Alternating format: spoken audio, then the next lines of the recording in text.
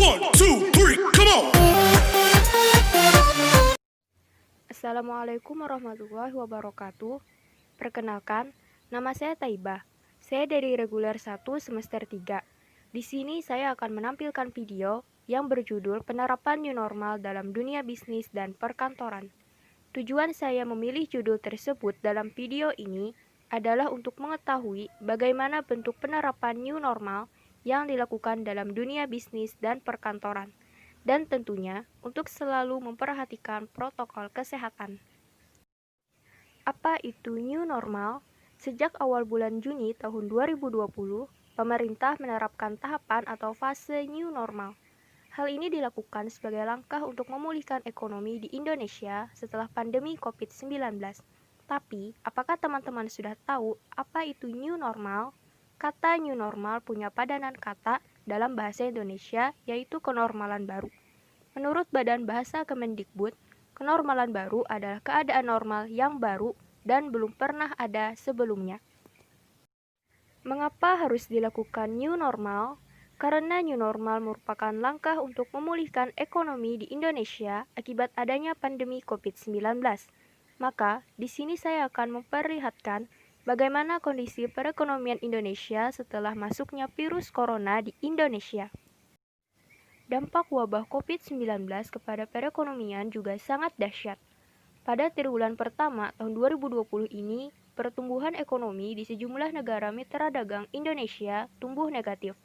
Kontraksi yang cukup dalam pada kuartal pertama di Indonesia ini di luar perkiraan, mengingat pengaturan physical distancing dan PSBB mulai diberlakukan pada awal bulan April tahun 2020.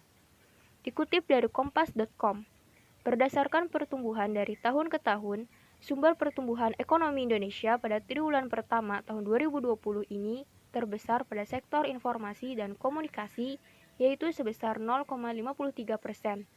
Hal ini cukup bisa dimaklumi, mengingat dengan adanya anjuran dari pemerintah untuk di rumah saja atau stay at home, maka banyak orang menjalankan pekerjaan, hiburan, dan pendidikan melalui teknologi dan informasi. Lalu, bagaimana pengaruh nilai tukar rupiah terhadap US dollar? Setelah masuknya virus corona di Indonesia, maka nilai tukar rupiah terhadap US dollar pun selalu berubah-ubah, bahkan hanya dalam hitungan per jam.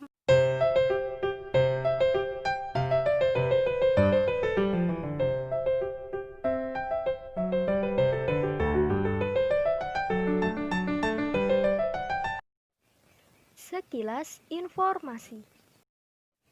Dikutip dari Kompas TV, mengapa virus corona sangat berdampak terhadap perekonomian Indonesia, sehingga pemerintah selalu berupaya untuk mengantisipasi penyebaran virus corona. Hal ini dikarenakan ada 3 sektor penting sumber perekonomian Indonesia yang didominasi oleh negara Cina dan negara lainnya. Apa sajakah itu? 1. Pariwisata. Pada tahun 2019, wisatawan Cina menjadi wisatawan terbesar kedua dengan kunjungan terbanyak.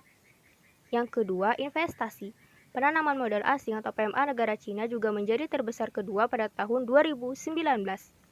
Dan yang ketiga, perdagangan. Cina merupakan mitra perdagangan terbesar Indonesia pada tahun 2019. Untuk itu, pemerintah menerapkan sistem kebijakan new normal untuk memulihkan perekonomian di Indonesia. Salah satunya adalah penerapan new normal di kantor atau tempat bekerja dengan selalu memperhatikan protokol kesehatan seperti di dalam video ini.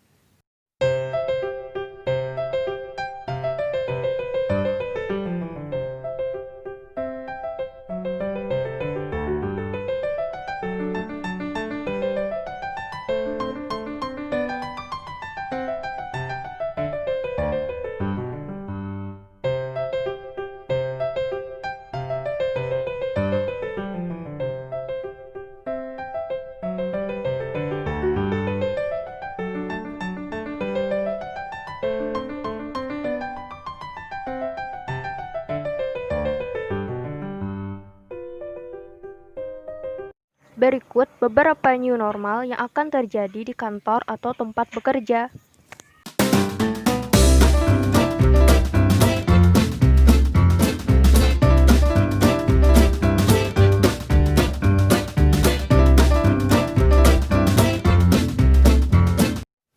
Pesan yang dapat saya sampaikan dari video ini adalah 1. Penerapan new normal bukan berarti bisa bebas seperti sebelumnya.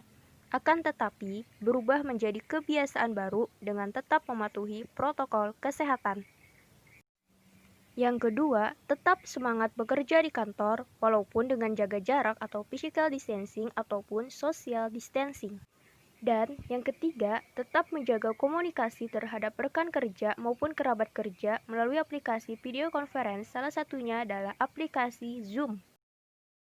Sekian video yang dapat saya sampaikan. Saya mohon maaf dengan sebesar-besarnya apabila terdapat kesalahan dalam tutur kata maupun hal-hal yang terdapat dalam video ini. Wassalamualaikum warahmatullahi wabarakatuh. Terima kasih banyak untuk sudah menonton. Selalu jaga kesehatan dan tetap patuhi protokol kesehatan. Stay safe for healthy.